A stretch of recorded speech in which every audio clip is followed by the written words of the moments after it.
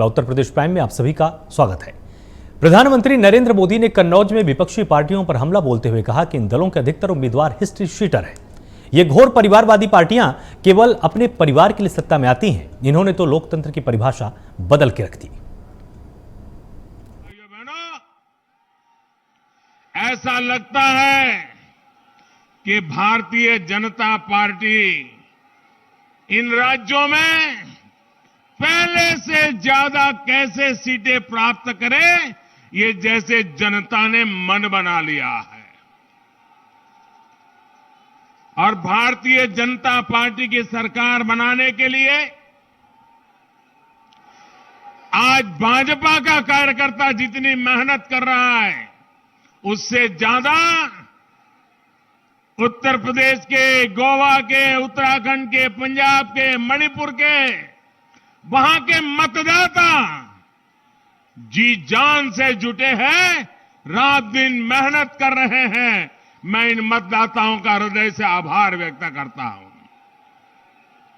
आज मैं कन्नौज की धरती से उत्तराखंड के लोगों को, गोवा के लोगों को फिर एक बार कहूंगा कि 14 फरवरी को अधिक से अधिक मतदान करके रिकॉर्ड बनाएं।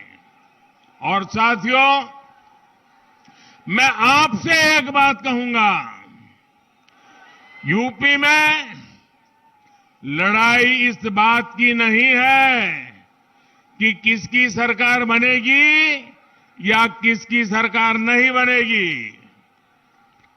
पूरा यूपी जानता है, पूरा देश जानता है कि आएगी तो भाजपा ही, आएंगे तो योगी ही।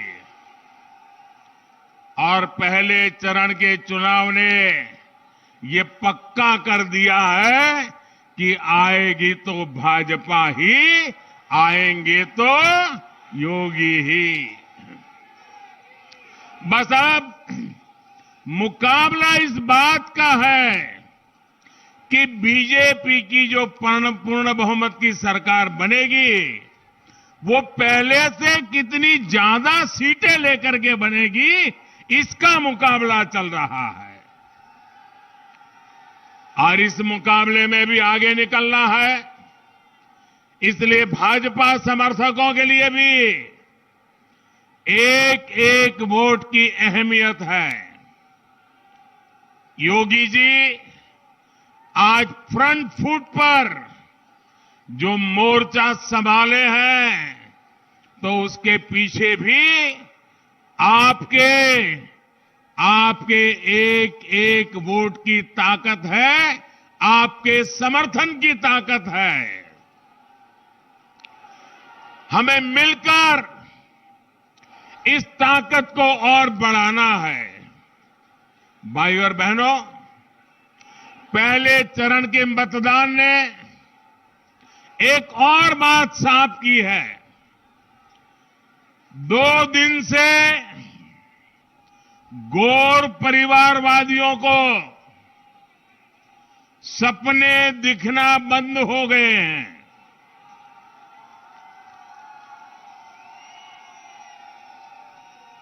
गौर परिवारवादियों को सपने दिखना बंद हो गए हैं। पता है क्यों? इसलिए कि उनकी नींद हराम हो गई है। वो लोग सोच रहे थे कि जातिवाद फैलाकर, संप्रदायवाद फैलाकर वोटों को बांट देंगे। लेकिन मुझे खुशी है कि यूपी के लोग माफियावादियों, दंगावादियों के खिलाफ एकजुट होकर वोट कर रहे हैं। ये एकजुटता दंगावाद से मुक्ति के पक्ष में है। ये एकजुटता कानून व्यवस्था के पक्ष में है। ये एकजुटता महिलाओं की सुरक्षा, सम्मान और समृद्धि के पक्ष में है। यूपी में पहले चरण के चुनाव के बाद अन्य सीटों पर प्रचार लगातार जारी है और इसी के मद्देनजर सपा प्रमुख अखिलेश यादव बदायूं पहुंचे, जहां सत्तारूढ़ पार्टी बीजेपी को आड़े हाथ लिया। अखिलेश यादव ने भी कहा कि पहले चरण की जनता ने फैसला सुना दिया है। जिसको भी पता होगा, जानकारी होगी कि जब पहले चरण का वोट पड़ा है, पहले चरण की जनता ने ही फैसला सुना दिया है।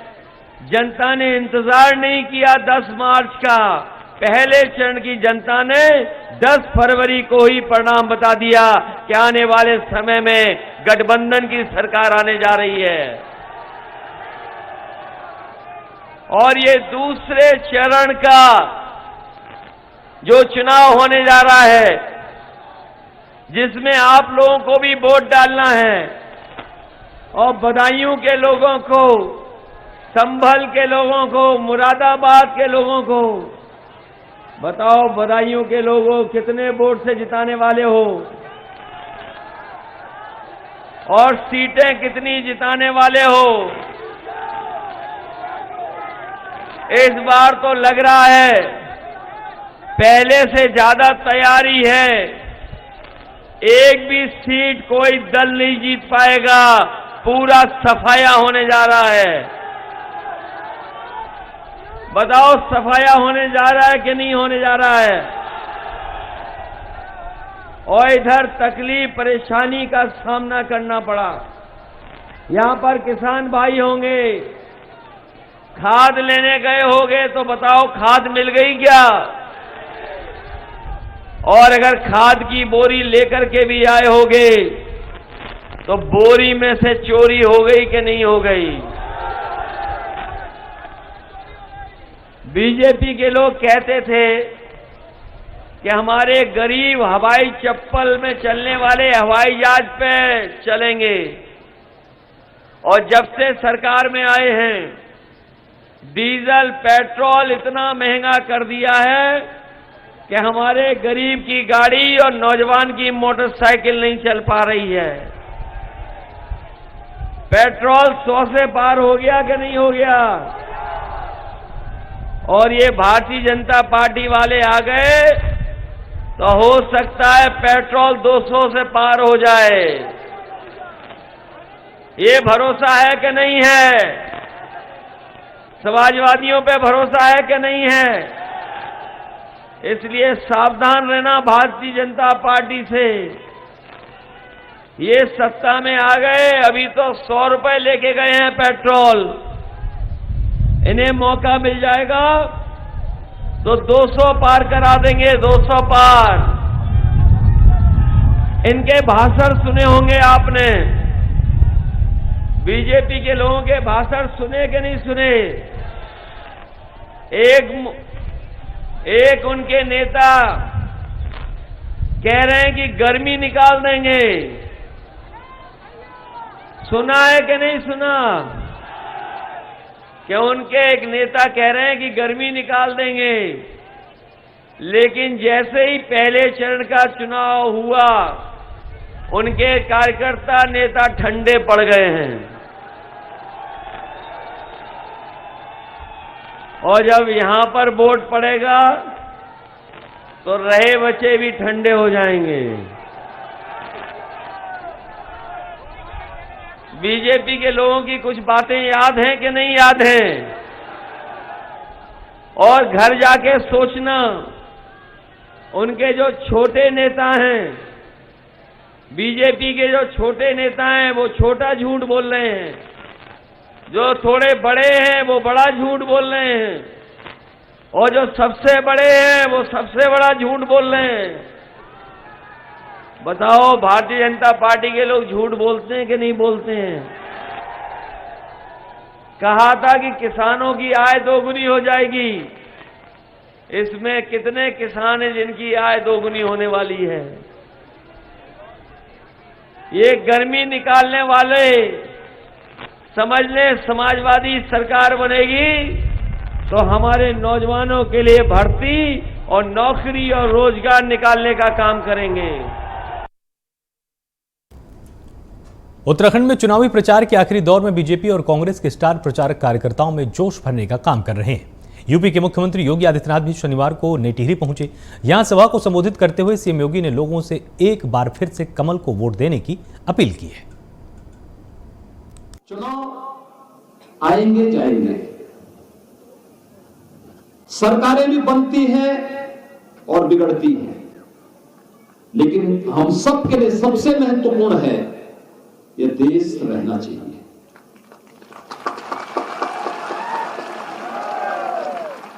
क्योंकि इसके साथ कोई समझौता नहीं हो सकता। देश है तो हम भी हैं, और इसलिए एक ही धर्म मान करके हम लोग काम करते हैं, और धर्म है राष्ट्र धर्म। और भाइयों बहनों, ये जो स्थिति है उस स्थिति के लिए ही आपसे अपील करने के लिए आया हूं। मैंने कांग्रेस का मैनिफेस्टो देखा है, उनका चुनाव घोषणा पत्र देखा है। मुझे आश्चर्य होता है, देवभूमि में कांग्रेस मुस्लिम विश्वविद्यालय बनाएगी, 4 धाम के सुंदरीकरण और पुनरुद्धार की बात करती तो सबके मन में एक नया उत्साह होता। प्रधानमंत्री मोदी जी उस दिशा में कार्य कर रहे हैं। उत्तराखंड की मौजूदा सरकार ने इस दिशा में प्रयास किया है, अच्छा प्रयास किया है।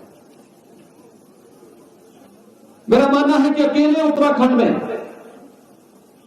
प्रकृति और परमात्मा की इतनी असीम कृपा है, इतनी असीम कृपा है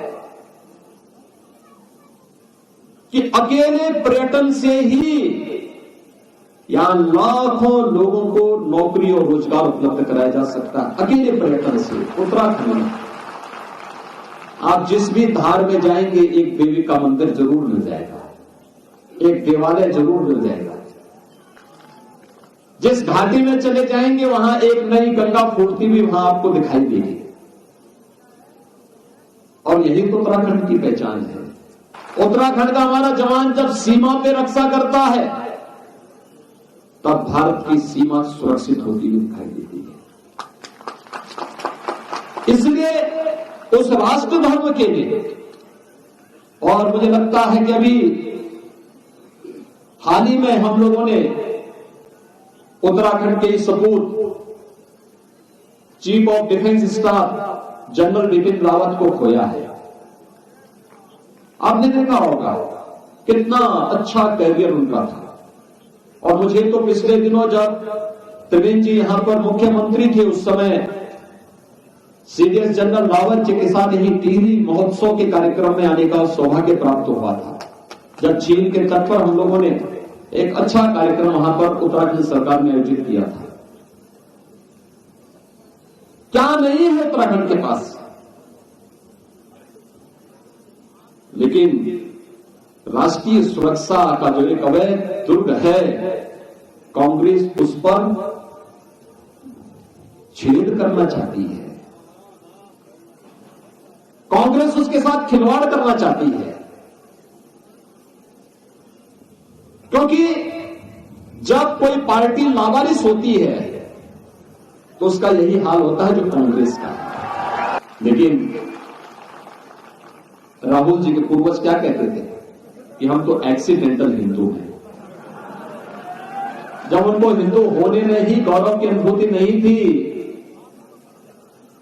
तो हिंदू की व्याख्या, हिंदू की परिभाषा वो कैसे कर पाएंगे।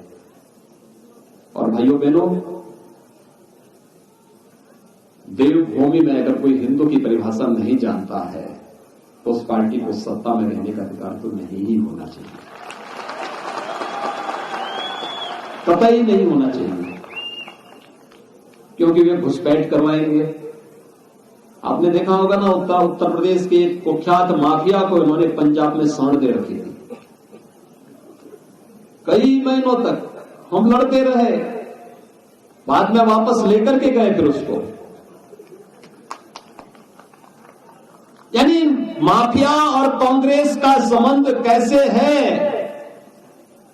चोरी दामन का संबंध जैसे होता है ना, ऐसे ही इनका संबंध है। और इसलिए कोई ऐसी गलती नहीं करना है जिस गलती को लेकर के बाद में पछताना पड़े, और इसलिए कोई भी ऐसा कार्य नहीं होने देना है जो वर्तमान के साथ साथ भविष्य को भी खराब करे। औरैया में चुनावी जनसभा को संबोधित करते हुए मायावती ने कहा कि बसपा सरकार बनी तो कर्मचारियों की समस्याएं हल करने को आयोग गठित होगा, उनकी सारी मांगे मान ली जाएंगी। मायावती ने सपा और बीजेपी पर जमकर निशाना साधा है। व बीजेपी आदि की बनी सरकार में भी यूपी की जनता अधिकांश मामलों में काफी ज्यादा दुखी रही है।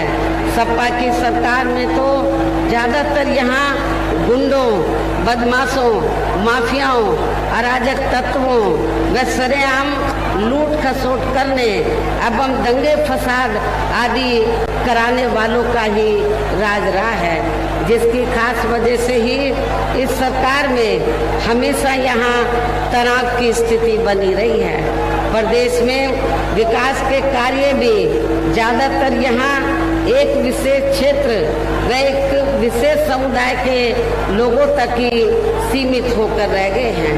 खासकर दलितों व अति पिछड़े वर्गों तथा इनके संतों, गुरुओं व महापुरुषों आदि के साथ तो हर स्तर पर अधिकांश समय इनका सोतेला रवैया ही देखने के लिए मिला है। ऐसी समाजवादी पार्टी को किसी भी कीमत पर सत्ता में नहीं आने देना है।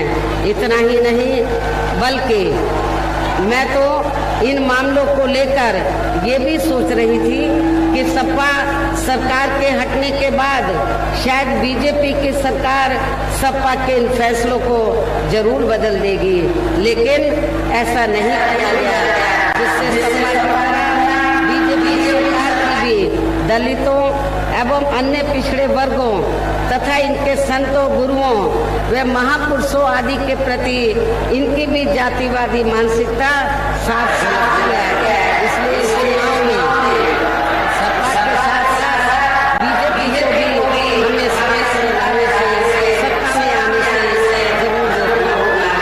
इसी प्रकार भारतीय जनता पार्टी व कार्यशैली अधिकांश यहाँ जातिवादी, पूंजीवादी एवं आरएसएस के संकीर्ण एजेंडे को ही लागू करने पर टिकी रही हैं, जिससे प्रभावित एवं शिकार हुए लोगों का इस सरकार में सही से विकास व उत्थान आदि नहीं हो सका है। साथ ही इनका हर स्तर पर काफी ज्यादा शोषण व उत्पीड़न आदि भी किया गया है।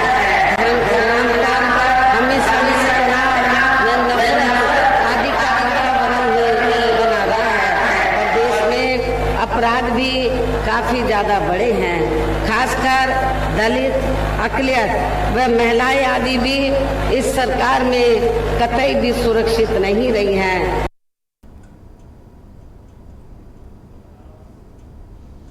विधानसभा चुनाव को लेकर सभी राजनीतिक दल अपने अपने उम्मीदवारों की घोषणाओं को लगातार सामने रख रहे हैं। वहीं भारतीय जनता पार्टी भी सत्ता में दोबारा वापसी के लिए कोई कोर कसर नहीं छोड़ना चाहती। इसी कड़ी में बीजेपी ने 9 विधानसभा सीटों पर उम्मीदवारों की घोषणा फिर से एक बार की है। इसमें सिर्फ एक महिला को टिकट मिला है। बीजेपी ने चकिया विधानसभा सीट से कैलाश खरवार को चुनावी मैदान में उतारा है। मुबारकपुर विधानसभा सीट से अरविंद जायसवाल को उम्मीदवार बनाया गया, तो वहीं मोहम्मदाबाद गोहान विधानसभा सीट से पूनम सरोज को प्रत्याशी बनाया है। मऊ विधानसभा सीट से अशोक सिंह को टिकट दिया गया, तो वहीं मछली शहर सीट से मिहिलाल गौतम को प्रत्याशी बनाया गया है। जाफराबाद विधानसभा सीट से बीजेपी के टिकट पर कालीचरण राजभर चुनाव लड़ने वाले हैं। अनिल मौर्य को घोरावल से, संजीव गोंड को ओबरा से यहां पर अवसर दिया गया है।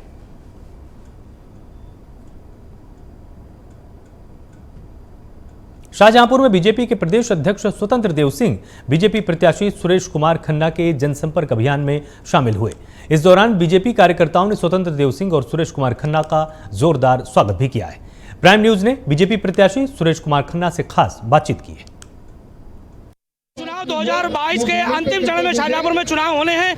ऐसे में भाजपा के प्रदेश अध्यक्ष स्वतंत्र देव सिंह शाहजहांपुर के नगर प्रत्याशी सुरेश कुमार खन्ना के लिए समर्थन में वोट मांगने शाहजहांपुर आए थे। हमारे साथ इस समय मौजूद हैं नगर प्रत्याशी शाहजहांपुर भाजपा से सुरेश कुमार खन्ना जी। आइए इनसे जानते हैं किस तरीके से कार्यक्रम रहा है। क्या दे रहा है बताइए सर, किस तरीके का कार्यक्रम था? प्रदेश अध्यक्ष जी आए थे शाहजहांपुर। प्रदेश अध्यक्ष जमीनी नेता हैं और बहुत सामान्य कार्यकर्ता से प्रदेश अध्यक्ष तक पहुँचे। उन्हें बहुत अनुभव है चुनाव लड़ाने का। आज खास तौर से वो आज हमारे समर्थन में यहाँ पर मीटिंग करने आए थे और इस जनसंपर्क में भी शामिल हुए। द्वितीय चरण के चुनाव के लिए जो बिल्कुल लास्ट दिन है, प्रचार प्रसार इसके बाद बंद हो जाएगा। ऐसे में आप 8 बार से लगातार इस सीट पर जनता आपको जिता रही है, 9वीं बार फिर आपने मैदान में कूद गए हैं, तो जनता के लिए क्या अपील करना चाहेंगे? जनता वोट देने के लिए तैयार है। हम तो यही चाहेंगे कि जनता जो है परसों कमल को वोट देकर बीजेपी को सफल बनाए। इससे प्रदेश की स्थिति भी संवरेगी और शाहजहांपुर में तो बहुत एक नंबर का शाहजहांपुर बनाना है, मैं पहले भी कह चुका हूँ। अगर 9वीं बार भी जीत का ताज आपके सर होगा तो ऐसी कौन सी खास जो उपहार है जो या गिफ्ट है जो शाहजहांपुर की जनता को आप देना चाहेंगे? जी, मैंने कहा ना, शाहजहांपुर को नौजवानों के लिए ज़्यादातर उद्योग स्थापित करेंगे। सबसे पहला काम यही होगा और शाहजहांपुर स्मार्ट सिटी बनाएंगे। 8 बार से जीते हैं भाजपा के सुरेश कुमार खन्ना जी, जिन्होंने कहा कि 9वीं बार जीतने के बाद वो शाहजहांपुर में युवाओं को रोजगार देंगे और बड़ी सौगात देंगे। शाहजहांपुर से प्राइम न्यूज के लिए कमल सिंह। पीलीभीत में चुनाव को लेकर नेताओं ने दूसरे दलों पर वार करना शुरू किया है और इसी कड़ी में आम आदमी पार्टी के राज्यसभा सांसद संजय सिंह पीलीभीत के बीसलपुर विधानसभा से आम आदमी पार्टी के प्रत्याशी डीपी गंगवार के समर्थन में जनसभा करने के लिए पहुंचे। इस दौरान संजय सिंह ने आम आदमी पार्टी के प्रत्याशी के लिए वोटों की अपील भी की। बीजेपी सरकार पर निशाना भी साधा।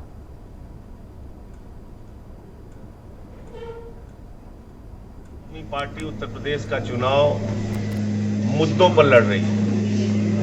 दूसरी पार्टियां मुद्रा पर चुनाव लड़ रही है, हम मुद्दा पर चुनाव लड़ रहे हैं। दूसरी पार्टियों की सूची आती है तो चर्चा होती है कितने माफिया, कितने गुंडे, कितने चोर, कितने उचक्के, और आम आदमी पार्टी के प्रत्याशियों की सूची आती है तो चर्चा होती है कितने डॉक्टर, कितने इंजीनियर, कितने MBA, कितने पढ़े लिखे लोग। तो हमने अच्छे प्रत्याशी भी दे दिया, अच्छे मुद्दे भी दे दिया। 300 यूनिट बिजली फ्री करने की गारंटी, पुराने बिजली के बिल बकाया माफ करने की गारंटी, किसानों के बिजली के बिल माफ करने और 24 घंटे बिजली देने की गारंटी। इसके साथ साथ उत्तर प्रदेश के नौजवानों के लिए 5,000 रुपए प्रति माह बेरोजगारी भत्ता देने की गारंटी। बिजनौर में विधानसभा चुनाव को लेकर चुनावी सरगर्मियां अब तेज हो चली है। बिजनौर प्रशासन चुनाव को सकुशल और पारदर्शी कराने के लिए हर संभव प्रयास कर रहा है। बिजनौर में 109 कंपनी अर्धसैनिक बलों की बुलाई गई हैं, जो लगभग 27,000 अर्धसैनिक बल जिले भर की सुरक्षा की कमान थामने वाले हैं।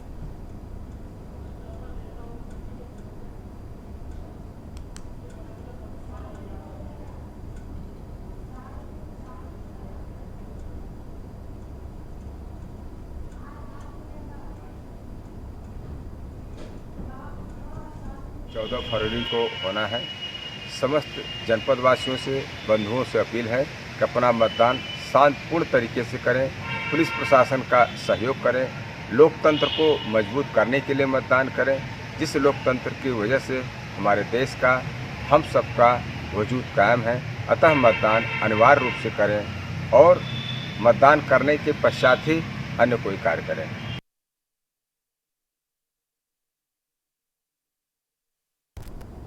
जनाधिकार पार्टी के राष्ट्रीय अध्यक्ष बाबू सिंह कुशवाहा ने इटावा में समाजवादी पार्टी पर हमला बोला है। उनसे जब पूछा गया कि असदुद्दीन ओवैसी और उनकी पार्टी बीजेपी की बी टीम है, तो उन्होंने कहा कि हम बी टीम नहीं है, समाजवादी पार्टी बी टीम है।